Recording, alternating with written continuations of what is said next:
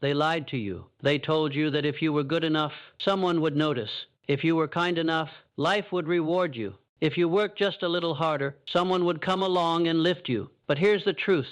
They never said out loud, no one is coming. Not the mentor, not the miracle, not the perfect timing, not the hero to save you from your own doubt. It's you. You are the storm. You are the rescuer. You are the spark behind every fire that needs to be lit in your life. And the faster you accept this, the sooner the world stops owning you. Look around. The people who win. They stopped waiting a long time ago. They didn't pray for the world to be fair. They made it irrelevant because they realized something most people spend their entire lives trying to avoid. No one is coming. So they became their own damn cavalry. You think Edison waited for someone to validate him after 1,000 failures? He kept going because he wasn't hoping someone would say, "You're doing great." He kept going because the vision in his head was louder than the silence of the world around him. You think Carnegie built his empire waiting for someone to discover him? No. He built so loud, the world had no choice but to notice. You don't need a sign. You don't need permission. What you need is a decision. A line in the sand where you say, I'm not asking anymore. I'm not waiting anymore. I'm becoming who I was born to be. And if you're still waiting for the perfect mood, the perfect schedule, the perfect moment to begin, let me tell you something that will save you a decade. That moment isn't coming. It never has. The world does not pause for your fear to pass. The clock is ticking, and with every second you hesitate, someone else, less gifted than you, less prepared than you, is moving, building, creating, because they chose to believe in effort over destiny. You have no idea what you're capable of, because you've never been desperate enough to demand it from yourself, not request it, not hope for it. Demand it, the kind of demand that says, I will not go to my grave with potential still locked inside me. I will not watch another year die while I stay the same. I am the answer, and the time is now. You don't need saving. You need to wake up. So let this moment hit you hard. Let it burn away the idea that your life depends on anyone but you. You are the builder, the author, the force. You don't need a spotlight. You need to move. You don't need applause. You need to commit. And if you feel like quitting, good. That means you're in the right place, because every champion started where it hurt. And they stayed there long enough to become something more. The pain isn't punishment. It's the process. The struggle isn't a sign to stop. It's the rite of passage. No more watching. No more waiting. No more wondering if you're worthy. You are, but it won't matter until you prove it to yourself, because no one is coming. And that's not a tragedy. It's a revelation. It's freedom. Because if no one is coming, then everything is possible. You were not born to be managed. You were born to command. But somewhere along the way, they trained it out of you. Sit still. Follow the rules. Wait your turn. Don't make too much noise. And slowly, without even noticing it, you traded your fire for fitting in. But fire doesn't ask permission. It consumes what stands in its way. You were made for more, and you know it. Deep down, beneath the excuses, beneath the guilt, beneath the layers of fear you've tried to justify, you know you're not living the life you could be. Not because you're not smart enough, not because you lack talent, but because somewhere along the line, you bought the lie that safety was success, that comfort was happiness, that if you just played nice long enough, someone would eventually hand you the life you dreamed of. Let me say it again. No one is coming. Not to push you, not to remind you, not to make you disciplined, not to make you rise when you've fallen 10 times too many. That's your job. That's always been your job. The only difference between the person who has everything and the one who has nothing is this. One decided, the other delayed. Do you think winners have more time than you? They have the same 24 hours. Do you think they were handed clarity? No. They chose direction before it made sense. They walked when the path was invisible. They built while you waited to be ready. There is no ready. There is only now. And that's what makes the great ones different. They start before. They're sure. They move before they're confident. They act before they feel worthy. And in doing so, they become all the things they were once waiting for. Walt Disney got fired for lacking imagination. Oprah was told she wasn't fit for TV. Henry Ford went bankrupt 5 times. Colonel Sanders got rejected over 1,000 times with his chicken recipe at age 65. And yet they kept going. Not because the world applauded them, but because they refused to die unknown to themselves. That's the tragedy most people never face. Not that the world didn't know who they were, but that they didn't know who they could have been. When you finally look in the mirror and ask, what if I gave everything? What if I stopped pretending I needed more time? What if I stopped begging for signs and started being the sign? That's when the game changes. No more idolizing discipline. Become it. No more chasing motivation. Command it. No more hoping for a breakthrough.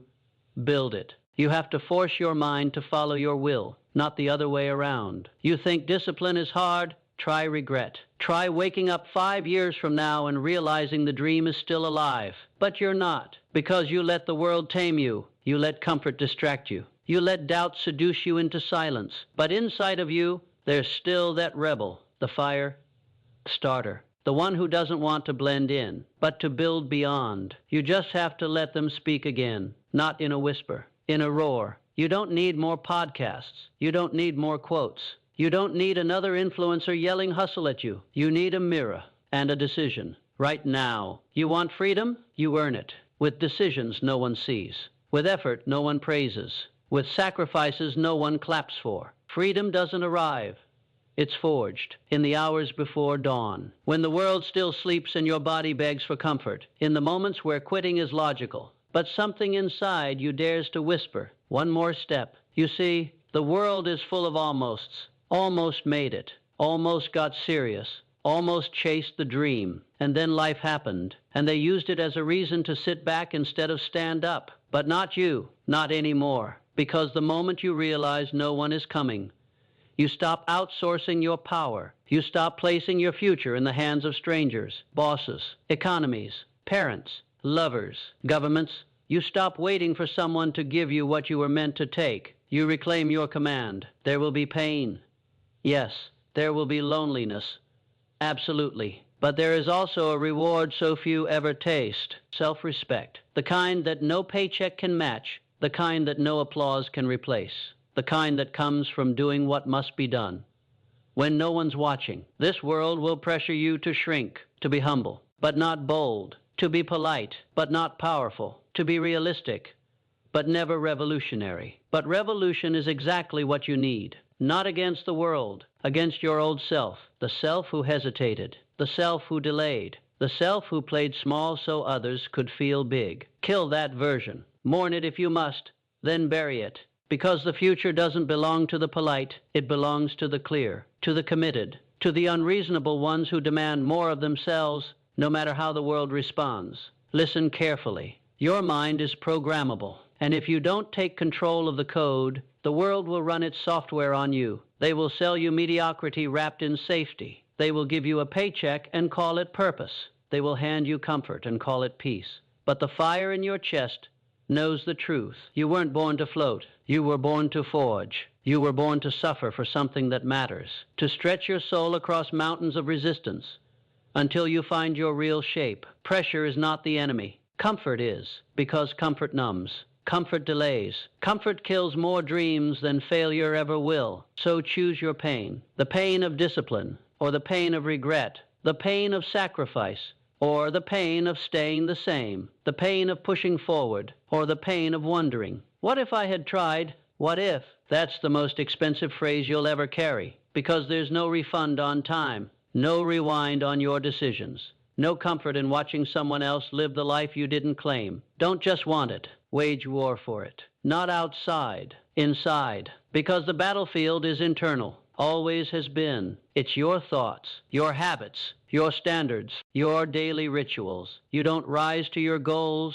you fall to your systems. So build systems that don't need you to feel inspired. Build identity that isn't based on praise. Build discipline that walks even when the fire's gone. That's how legacies are made. And now, here you are. No more illusions. No more waiting for a break. No more playing the lottery of life with your potential as the wager. This moment, right now, is the fork in the road. One path is warm, familiar, easy. It requires nothing but your silence. And in return, it promises comfort, mediocrity, and a slow erosion of everything you once dreamed about. The other? It's dark. It's jagged. It demands everything. But it offers something rare. A life that's yours, not inherited, not permitted, but created by blood, by sweat, by unshakable belief.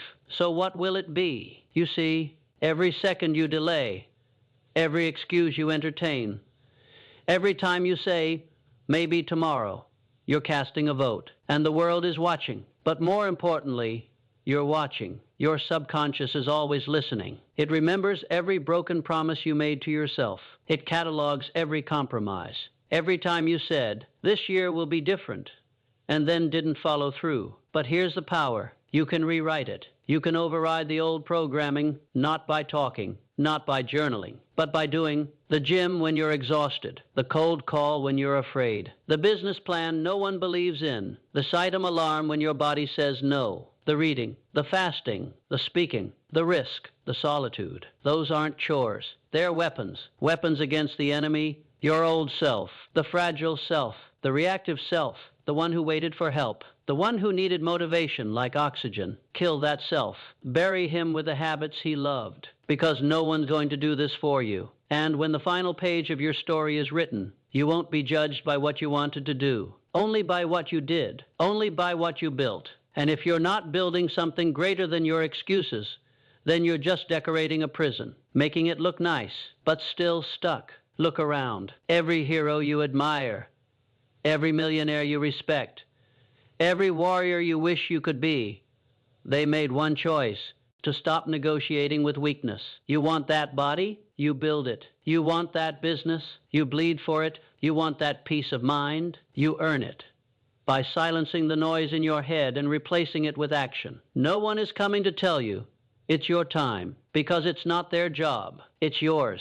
You are not a victim. You are not broken. You are not behind. You are simply one decision away. So get up, not tomorrow, not when the stars align. Now, stand in front of the mirror. Look yourself in the eyes and say, this ends here. The old me is done. The waiting ends. The excuses die. The real work begins. Because no one's coming. It's you. It's always been you. And this time, you show up.